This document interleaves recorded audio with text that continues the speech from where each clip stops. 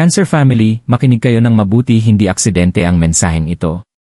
Nararamdaman mo ba ito nitong mga nakaraang araw? Ang biglaang panginginig, ang mga panaginip na ayaw kang bitawan, ang mga numerong paulit-ulit na sumusunod sa iyo. Hindi ito basta-basta lang. Mga palatandaan ito. Bumulong ang universo na may isang pusong nananatili pa rin iyo, kahit takot pa silang umamin. Hawak ng video na ito ang katotohanang matagal mo nang hinihintay. Manatili hanggang sa huli, dahil ang matutuklasan mo rito ay maaaring baguhin ang direksyon ng iyong buhay magpakailanman. Cancer, dinala ka rito ng tadhana para sa isang dahilan. Sa diwa ng pagiging Pilipino, naniniwala tayong walang nangyayari ng walang kabuluhan, bawat panaginip, bawat biglaang alaala, bawat kakaibang panginginig ay isang mensahe. At ngayon, malinaw ang mensahe, may isang tao riyan na patuloy pa rin kumakapit sa iyo. Hindi pa rin bumibitaw ang kanilang puso, kahit nananatiling tahimik ang kanilang mga labi. Hindi lang ito tungkol sa pag-ibig, ito ay tungkol sa enerhiyang hindi natatapos, isang koneksyong pangkaluluwa na ayaw mabuwag. Marahil na tanong mo na, iniisip pa ba nila ako? Ramdam pa rin ba nila ang nararamdaman ko? Ang katotohanan, ngunit tinatago sila ng kanilang takot sa dilim. Sa pagbasa na ito, matutuklasan mo kung bakit nananatili pa rin ang kanilang puso sa iyo, ang mga lihim na takot na pumipigil sa kanila na magsalita, at ang mga palatandaang ipinapadala ng universo bilang pagpapatunay. Manatili ka hanggang dulo dahil ang mangyayari rito ay nakalaan lamang para sa iyo. Ang lihim na katotohanan ng kanilang damdamin Cancer, makinig kang mabuti dahil sa bahaging ito, ibubunyag ang matagal nang nararamdaman ng iyong kaluluwa. May isang tao riyan na matagal nang nagdadala sa iyo sa loob ng kanilang puso, kahit papilit silang ilayo ng buhay. Maaaring nakikita mo silang nakangiti, tumatawa, o nagpapanggap na nakamove on na ngunit sa kaibuturan, ang pintig ng kanilang puso ay dala pa rin ang iyong pangalan. Bakit ito napakalakas? Dahil ang totoo, ang ganitong pag-ibig ay hindi basta-basta naglalaho. Hindi hinahayaang mabulok ng universo ang mga koneksyong ganito kalalim. Kahit papilitin nilang ibaon ang kanilang emosyon, kahit pakumbinsihin ang sarili na kalimutan ka, paulit-ulit silang hinihila ng tadhana pabalik sa alaala mo.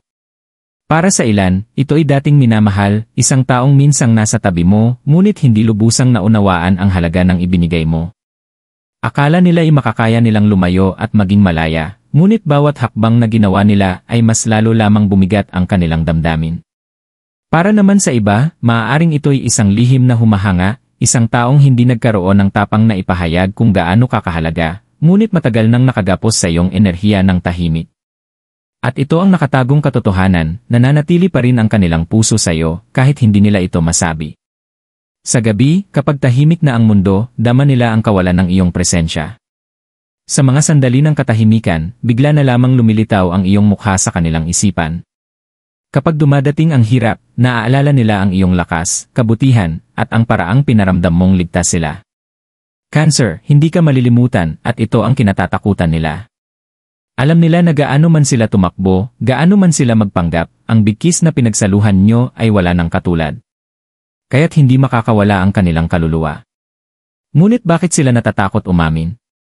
Sapagkat ang pag-amin ay nangangahulugang ipapakita nila ang kanilang kahinaan. Ibig sabihin ay haharapin nila ang katotohanan na kailangan ka pa rin nila, nananabik pa rin sila sa iyo, at pinapangarap ka pa rin nila. At ang takot na iyon ang pumipigil sa kanilang bibig, kahit ang kanilang puso ay paulit-ulit na sumisigaw ng iyong pangalan. Marahil napansin mo na ito, ang biglaang mga mensahe na ipinapadala tapos buburahin, ang paraan ng pagtingin nila kapag nagtatagpo kayo, o ang kakaibang enerhiyang nararamdaman mong humihila sa iyo kahit wala silang sinasabi. Hindi ito mga aksidente. Ito ang mga palatandaan ng pusong nananatiling iyo. Kaya Cancer, habang pinapakinggan mo ito, unawain, hindi ka kailanman nakalimutan. Hindi ka kailanman iniwan ng lubusan. Ang kanilang katahimikan ay hindi kawalan, ito'y takot. At ngayon, inilalantad ng universo ang katotohanang ito, upang tuluyan mong makita ang matagal nang nakatago sa mga anino. Mga palatandaan at pagkakasabay-sabay. Cancer, kapag nais ng universo na ibunyag ang katotohanan, hindi ito laging nagsasalita gamit ang mga salita, kundi sa pamamagitan ng mga palatandaan. At nitong mga nakaraang araw, marahil napansin mo na ang mga senyas na ito, na tila bulong ng tadhana, pansinin mo ito. Nakikita mo ba ang paulit-ulit na numero tulad ng 11 oras 11 minuto, 2 oras 22 minuto, o 888. Hindi ito mga random na pattern. Sa espiritual na tradisyon, tinatawag itong mga angel numbers, mga senyas mula sa universo na may nagaganap na pagkakaayon. Kapag nakikita mo ang 11 oras 11 minuto, ibig sabihin ay may pintuang nagbubukas. Kapag 2 oras 22 minuto, may paparating na balanse at muling pagkikita. At kapag 888, dumadaloy na sa iyo ang kasaganaan at mga biyaya. Kung sinusundan ka ng mga numerong ito ay dahil buhay pa ang koneksyon ninyo ng taong iyon, at nais ng universo na mapansin mo. Isa pang makapangyarihang palatandaan ay ang mga panaginip. Nagising ka ba kamakailan na dala-dala ang alaala ng isang taong akala mo'y nakalimutan mo na? O nakaramdam ng emosyon sa panaginip na napakalakas kaya't sumama sa iyo buong araw? Sa kulturang Pilipino, naniniwala tayong ang mga panaginip ay hindi lamang ilusyon ng gabi, kundi mga espiritual na mensahe, at minsan ay mismong pagdalaw ng kaluluwa. Kung paulit-ulit na lumilitaw ang kanilang mukha sa iyong mga panaginip, ito'y dahil nananawagan pa rin ang kanilang puso sa iyo, kahit sila'y tahimik sa pisikal na mundo. At naroon din ang mga biglaang panginginig. Yaong mga bugso ng enerhiya na dumarating kahit wala ka namang iniisip, ngunit biglang bumibilis ang tibok ng iyong puso. Cancer, hindi aksidente ang mga ito. Mga kumpirmasyon ito ng espiritu, palatandaan na may isang tao riyan na iniisip ka sa mismong sandaling iyon. Umaabot sa iyo ang kanilang enerhiya dahil buhay pa ang bigkis ninyong dalawa. Maging sa maliliit na bagay, marinig ang kanilang pangalan ng di inaasahan, isang awitin sa radyo na nagpapaalala ng alaala ninyo, o isang bagay na direktang kumukonekta sa inyong pinagsamahan, lahat ng ito ay mga synchronicities. Paraan ito ng universo para sabihin, hindi pa tapos ang kwento. Madalas, dumarating ang mga senyas na ito sa mga oras na hindi mo inaasahan. Abala ka man sa iyong araw, bigla ka na lamang maaalaala sila. O iniisip mong tuluyan ka nang nakamove on, ngunit may matinding emosyon na muling sumusulpot, nagpapaalala na naroon pa rin ang koneksyon. Cancer, ito ay dahil nakatali pa rin ang kanilang enerhiya sa iyo, at tiniyak ng universo na hindi mo ito ipagwawalang bahala. Sa maraming Pilipino, sinasabi na kapag bigla mong naisip ang isang tao, ito ay dahil iniisip ka rin nila. Isang lumang paniniwala na ipinasa sa bawat henerasyon, na sumasalamin sa katotohanang paulit-ulit ipinapakita ng universo, ang bigkis ng dalawang kaluluwa ay hindi kailanman lubos na matatago. Kaya't kung nararamdaman mo ang mga synchronicities na ito, huwag mong pagdudahan ang iyong sarili. Huwag mong isipin na guni-guni lang ito. Mga kumpirmasyon ito mula sa universo na totoo ang hinala ng iyong puso, nananatili pa rin sa iyo ang kanilang puso. At kahit mapigil ng takot ang kanilang labi, kailanman ay hindi mapipigil ang mga palatandaan. Mga hadlang at takot Cancer, ngayong nauunawaan mo na ang nakatagong katotohanan at ang mga senyas na ipinapadala ng universo. Silipin natin ang mga anino, ang mga dahilan kung bakit hindi pa rin lumalapit ang taong ito, kahit na sa iyo pa rin nakatali ang kanilang puso. Ang pinakamalakas na hadlang ay ang takot sa pagtanggi. Isipin mong may pag-ibig silang ganito kalalim, ngunit natatakot silang kung aamin sila, baka mawala ang lahat. Natatakot silang baka hindi mo na sila mahal, baka naka-move on ka na, at baka sarado na ang puso mo para sa kanila. Kaya't pinipili nilang manahimik, mas piliin ang layo kaysa sa panganib ng sakit. Isa pa ay ang pride o sa kulturang Pilipino, tinatawag nating hiya. Minsan, mas matindi ang hiya kaysa sa mismong pagnanasa. Maaaring nananabik silang bumalik sa iyo, ngunit bumubulong ang kanilang pride. Paano kung magmukha akong mahina? Paano kung pagtawanan ako ng iba? Natatakot silang husgahan, natatakot silang aminin na hindi pa naghihilom ang kanilang kaluluwa mula nang mawala ka. Para sa ilan, hadlang ang pressure ng pamilya o panlipunang inaasahan. Marahil hindi sang-ayon ang kanilang mahal sa buhay noon, o baka natakot sila sa sasabihin ng ibang tao. Sa Pilipinas, malakas ang kapangyarihan ng tsismis, at madalas ang takot sa iniisip ng iba ang nagiging kadena ng katahimikan. Maaaring dala pa rin nila ang bigat na yon, ang mga tinig na nagsabing huwag nilang sundin ang kanilang puso. Naroon din ang hadlang ng mga nakaraang sugat. Kung minsan nang nasaktan ang taong ito, dala pa nila ang malalalim na peklat. Mahirap magtiwala. Mapanganib ang pagiging tapat at bukas. Sinasabi nila sa sarili, mas ligtas na itago ang nararamdaman kaysa muling masaktan. Ngunit ipinagkakanulo sila ng kanilang puso tuwing lihim na tinatawag ang iyong pangalan. Para sa ilan pang cancer, hadlang ang distansya o pagkakataon. Maaaring lumipas na ang panahon, nagbago na ang mga landas, o baka may mga karagatan at responsibilidad na humahadlang ngayon. Ngunit hindi sinusukat ng tadhana ang layo, sinusukat lamang nito ang katotohanan. At ang katotohanan, hindi nawala ang pag-ibig nila sa iyo. Maaari ring hadlang ang timing. Itinuturo ng universo na lahat ay nangyayari sa tamang sandali. Marahil hinihintay nila ang tamang oras, ang tapang para sa wakas ay tumugma sa alam na ng kanilang puso. Hanggang sa mangyari iyon, nakulong sila sa labanan ng takot at pagnanasa. Ngunit ito ang dapat mong tandaan, ang mga hadlang ay hindi katapusan. Mga aral lamang ang mga ito, mga pagsubok para masukat ang tibay ng pag-ibig. At kahit pinapatahimik sila ng takot, hindi kailanman matatahimik ang kanilang puso. Mas pinipigilan nila, mas pinapaalala ng universo, sa pamamagitan ng mga senyas, panaginip, at mga gabing walang pahinga, na ikaw ang hindi nila kayang kalimutan. Kaya't kahit mabigat ang mga hadlang na ito, alalahanin, pansamantalang anino lamang sila. Mas malakas ang katotohanan ng kanilang pagmamahal sa iyo, kaysa sa takot na pumipigil sa kanila. At darating ang araw, Cancer, na ang katotohanan iyon ang magtutulak sa kanila, upang lampasan ang lahat ng takot, sapagkat ang tadhana ay hindi kailanman kayang hadlangan. Ang nais ipaalala ng universo kay Cancer. Cancer, marahil tinatanong mo ang iyong sarili ngayon, kung sa akin pa rin ang puso nila, bakit hinahayaan ng universo ang katahimikan na ito? Bakit hindi na lang kami muling pagtagpuin ngayon? Ang sagot ay nasa banal na oras. Hindi ka binabaliwala ng universo. Inihahanda ka nito. Ang unang katotohanang nais ipaalam ng universo, hindi kailanman naputol ang inyong bigkis. Kahit may katahimikan, layo, o takot, nananatiling matibay ang sinulid ng enerhiya na nag-ugnay sa iyo at sa taong ito. Sa paniniwalang Pilipino, ito ang tinatawag na tadhana. Walang bagyo o distansya ang makapipigil dito, palaging makakahanap ng paraan ang tadhana upang muling pagtagpuin ang dalawang pusong nakatali, sa tamang oras. Ang ikalawang katotohanan ay ukol sa paglago ng sarili. Alam ng universo na ang pag-ibig na walang paglago ay hindi magtatagal. Itong panahon ng katahimikan at paghihintay ay humuhubog sa inyong dalawa. Itinuturo sa iyo ang pasensya, lakas, at tibay. Para sa kanila, ito'y aral ng pagpapakumbaba na hindi kailanman kayang itago ng pride ang tunay na pag-ibig. Para sa iyo, ito'y pagtitiwala sa iyong kutob, paniniwala sa mga palatandaan, at pagkilala sa iyong sariling halaga kahit natatakot silang ipakita ito.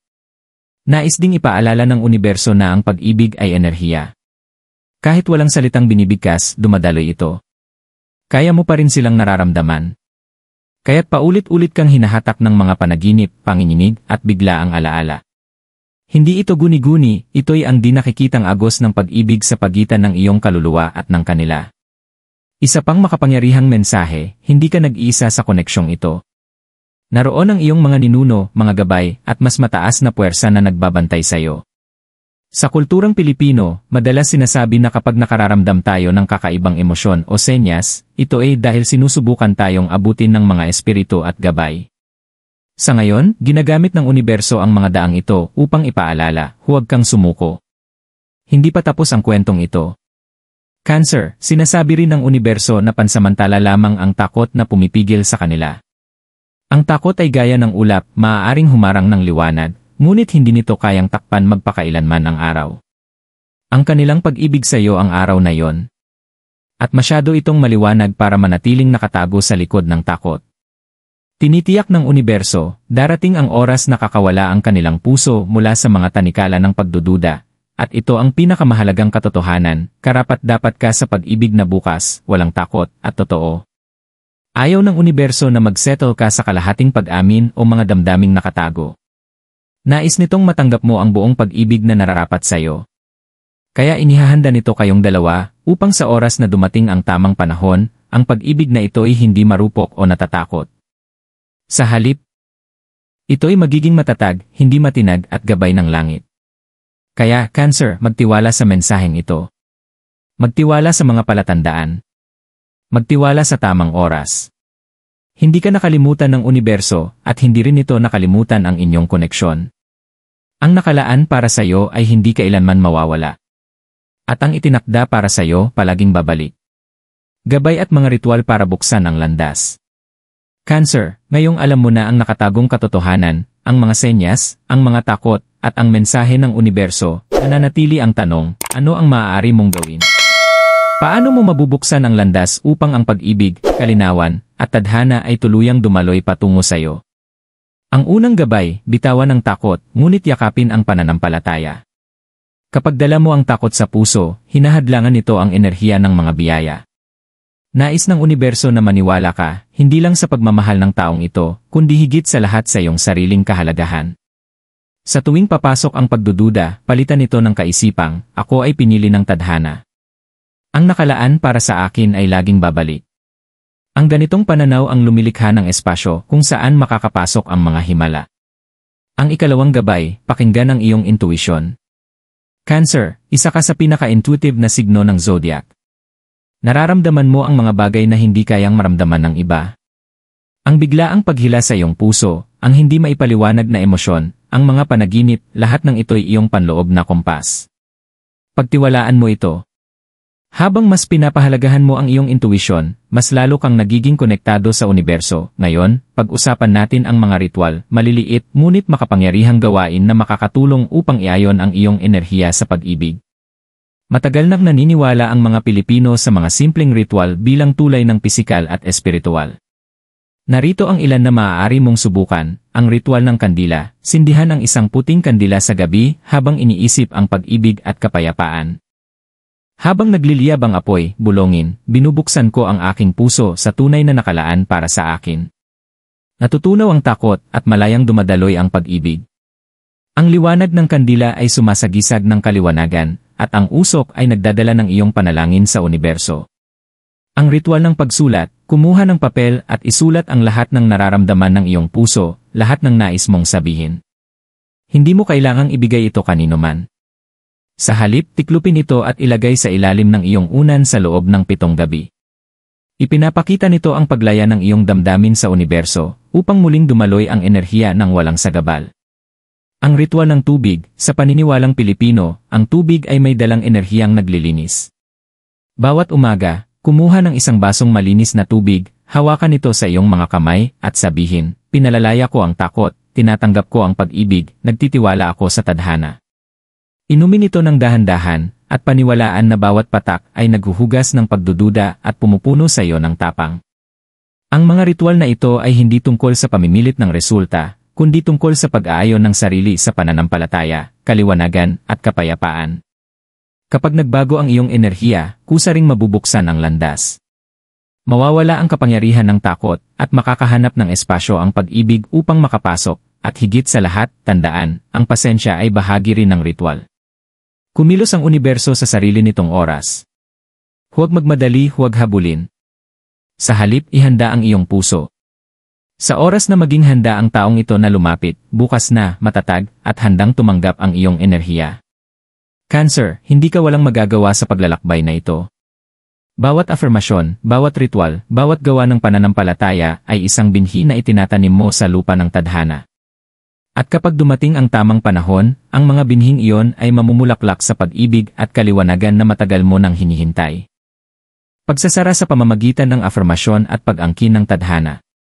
Cancer, pinagdaanan na natin ang mga nakatagong katotohanan, ang mga senyas, ang mga takot, ang mga mensahe ng universo, at ang mga ritual na maaaring magbukas ng daan. Ngayon, panahon na upang tapusin ang pagbasa na ito ng may lakas, hindi sa takot, hindi sa pagdududa, kundi sa pananampalataya at mga afirmasyon na mag-ugat sa iyong tadhana. Ang unang nais ipaalala ng universo ay ito, minamahal ka, kahit sa katahimikan. Hindi dahil walang salitang binabanggit ay nangangahulugang walang laman ang puso. Ang taong nakatali ang enerhiya sa iyo ay patuloy pa ring nakadarama ng hatak ng iyong kaluluwa. At gaano man sila magtago, gaano man katindi ang ulap ng takot, ang koneksyon ninyong dalawa ay patuloy na nagliliwanag sa gitna ng dilim. Ngunit narito ang mas malaking katotohanan, hindi marupok ang iyong tadhana. Hindi ito maaaring nakawin, hindi ito maaaring mabura. Ang nakalaan para sa iyo, Cancer, ay palaging babalik hindi sa mga sirang piraso, kundi sa kabuuan. Ginagabayan ka ng universo upang magtiwala rito, upang ikaw ay maglakad ng may tapang at hindi takot. Ngayon, itanim natin ang mga afirmasyon sa iyong puso, mga binhi na mamumulaklak bilang lakas at biyaya. Habang pinapakinggan mo, ulitin ang mga salitang ito sa iyong isipan o bigkasin ng malakas kung kaya mo. Bawat afirmasyon ay isang deklarasyon sa universo na handa ka na. Mga afirmasyon para kay Cancer. Pinalalaya ko ang takot at niyayakap ko ang pananampalataya. Karapat-dapat ako sa pag-ibig na bukas, totoo, at walang takot. Ginagabayan ng universo ang aking landas at nagtitiwala ako sa tamang oras nito. Ang nakalaan para sa akin ay hindi kailanman lalampas akin. Ang aking puso ay bukas sa paggaling, kaliwanagan at tadhana. Inaanyayahan ko ang mga biyaya ng pag-ibig, kapayapaan at kasaganaan. Pinoprotektahan ako ng universo at ako'y naglalakad sa banal na pagkakaayon. Sabihin mo ang mga salitang ito araw-araw, Cancer. Ibulong sa umaga pagbangon at muli sa gabi bago matulog. Hayaan mong maging himig ito ng iyong espiritu. Habang inuulit mo ang mga ito, mas lalo kang umaayon sa enerhiya ng mga biyayang inihanda na ng universo para sa iyo. At tandaan, Cancer, hindi pa tapos ang kwento. Ang mga bagay na tila nakatago ngayon ay malapit ng mabunyag. Ang mga naantala ay darating sa tamang oras. At ang pag-ibig na tila tahimik ay makakahanap ng tinig, sapagkat ang tadhana ay hindi mananatiling tahimik magpakailanman. Habang sumusulong ka, huwag kang kumapit sa takot. Sa halip, itaas mo ang iyong ulo, batid na ikaw ay ginagabayan, pinili, at minamahal ng higit pa sa iyong may isip. Inilalagay na ng universo ang mga piraso sa tamang lugar para sa iyo. Magtiwala sa mga senyas. Magtiwala sa iyong puso.